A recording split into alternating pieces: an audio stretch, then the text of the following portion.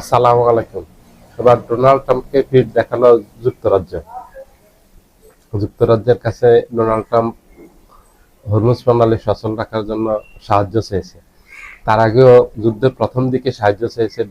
Iran যখন Hormuz প্রণালী অবরোধ করে দিয়েছে, তখন ইংল্যান্ডের কাছে, ফ্রান্সের কাছে, জার্মানির কাছে, ইতালির কাছে, স্পেনের কাছে সাহায্য চেয়েছে, নৌবাহিনী চেয়েছে, নৌ যুদ্ধজাহাজ চেয়েছে এই হরমুজ প্রণালী সচল রাখার জন্য। ইরান তো একেবারে যুদ্ধের প্রথম দিন থেকে হরমুজ প্রণালী বন্ধ করে দিয়েছে।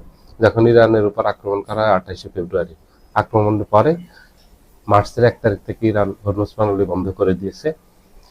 সকল জাহাজ চলাচল এই দিক দিয়ে একেবারে পুরোপুরি অবরোধ জারি করছে ইরান। এই অবরোধ ভাঙার জন্য, হরমুজ প্রণালী সচল রাখার জন্য তখনও সাহায্য চেয়েছে, তখনও ইউরোপ এর কোনো দেশেই সাহায্য করতে রাজি হয়নি। এখন উল্টো অবরোধ জারি করছে ডোনাল্ড ট্রাম্প, যে হরমুজ প্রণালী দিয়ে যারা ইরানকে টোল দেয় তাদেরকে চলতে দিবে না, তাদের শিপগুলি চলতে দিবে না। এগুলি এই অবরোধ জারি করার জন্য ইরানের বিরুদ্ধে এই এখন ইংল্যান্ডের কাছে সাহায্য চেয়েছে। ইংল্যান্ডের প্রধানমন্ত্রী কিয়ার স্টারমার একেবারে সরাসরি নিশ্চিত করে দিয়েছেন যে এই হরমুজ প্রণালী অবরোধে ডোনাল্ড ট্রাম্পকে কোনো সাহায্য করবে না, একেবারে পিঠ দেখিয়ে দিয়েছে। শুধু কথা হলো, ডোনাল্ড ট্রাম্পের এই যে একবার এক একটা সিদ্ধান্ত নেয়, সকালে একটা সিদ্ধান্ত নেয়, বিকালে একটা, রাতে একটা সিদ্ধান্ত নেয়, এক এক সময় এক এক বক্তব্য দেয়, এগুলি স্থির না তার এগুলি।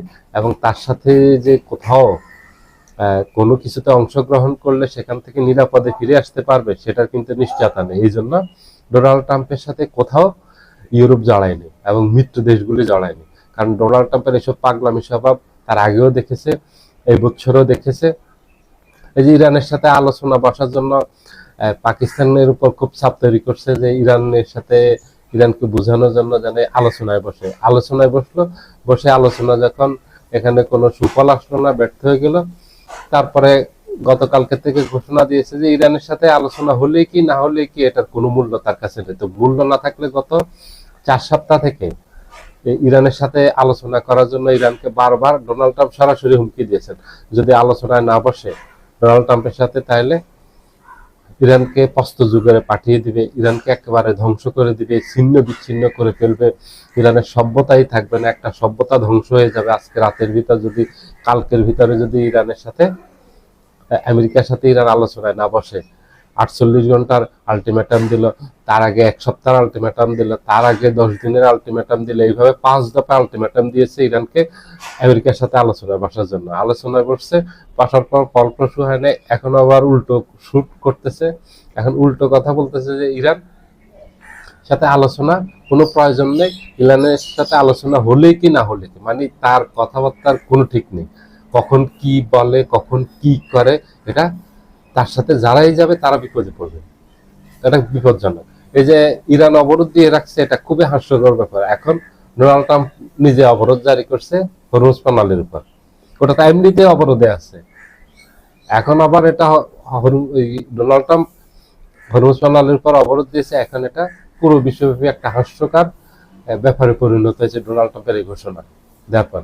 তো এর উপর তো কোনো আস্থা রাখতে পারে না, এরপর কোনো বিশ্বাস রাখতে পারে না, এর কথার কোনো স্থায়িত্ব নেই, কথার কোনো গুরুত্ব নেই, গুরুত্বহীন কথা বলবে যখন যেটা মনে আসে। আমেরিকার মতো একটা প্রেসিডেন্ট দেশের, এই প্রেসিডেন্টের কথাবার্তার একটা মূল্য থাকবে, যখন যেটা বলবে এটা মানুষ বিশ্বাস করবে, এটার পর আস্থা রাখবে। এখন মিত্ররাই আস্থা রাখতে পারতেছে না, মিত্ররাই বিশ্বাস রাখতে পারতেছে না যে কখনো কি করে বসে, কখন কি বলে বসে। এই যে ইরানের উপর আক্রমণটা করলো, কারোর সাথে আলোচনা ছাড়াই আক্রমণ করলো, আক্রমণ করে যখন পেশে গেল, পাটাবাসে পড়ে গেল, তখন মিত্রদের কাছে সাহায্য চাইলো, তখন মিত্ররা কেউ সাহায্য করেনি। কারণ তাদের অভিযোগ হলো আমাদের সাথে এটা নিয়ে কোনো আলোচনা হয়নি, এটা তার একক সিদ্ধান্তে করছে ডোনাল্ড ট্রাম্প, তার স্বার্থে করছে, আমাদের সাথে আলোচনা করেনি, আমরা এখানে সাহায্য করতে পারবো না, আর এটা আমাদের যুদ্ধ না।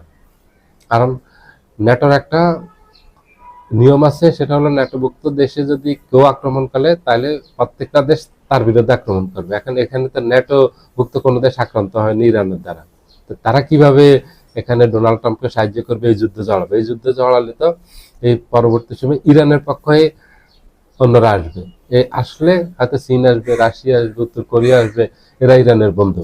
আরো কেউ পরবর্তী সময় যোগ দিতে পারে, পরে দেখা গেছে এটা পুরো বিশ্বব্যাপী এই যুদ্ধ ছড়িয়ে পড়বে। থার্ড ওয়ার্ল্ডে সূচনা হবে এখান থেকে। এর দায়ভার নিতে হবে ইউরোপকে, আমেরিকাকে। এই জন্য ইউরোপের তো ডোনাল্ড ট্রাম্পের পাশে এসে দাঁড়ায়নি, সহযোগিতা করেনি। সবাই ভালো থাকবেন, আল্লাহ হাফিজ।